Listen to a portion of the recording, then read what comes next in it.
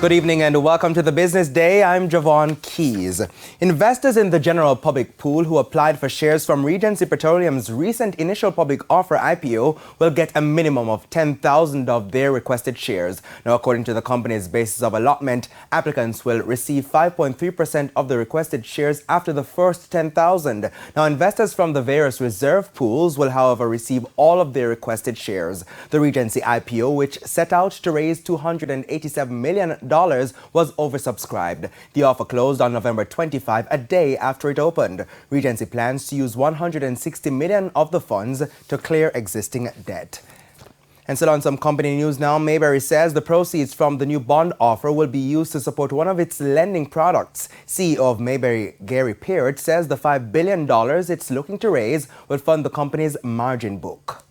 By that is we have a lot of customers who buy stocks or equities on the market, and we have a facility that's called a margin where they can borrow against those equities.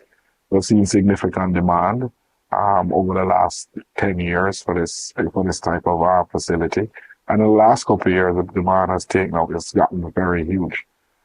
So we need additional capital to finance that, as well as some other stuff that we'll do from time to time.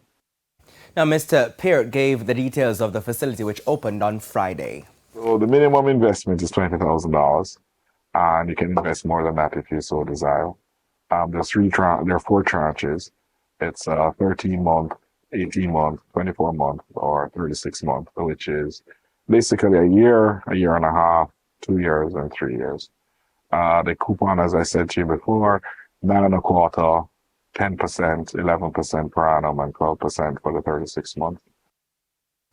Now, Mayberry also has the option of upsizing to by $2 billion. That would bring the offer to $7 billion. The bond is set to close on January 6.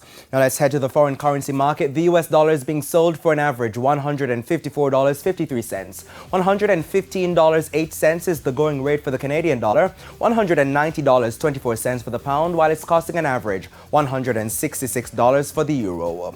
The JSE index gained 147 points today, while the junior market index rose by 2 points. Among the winners were 138 Student Living Jamaica Variable Preference shares, Cygnus Real Estate Finance US dollar shares, CAC 2000, Honeybun, and Kingston Properties. The losers were led by Epley, KLE Group, Epley 5% shares, Blue Power Group, and General Accident Insurance Jamaica.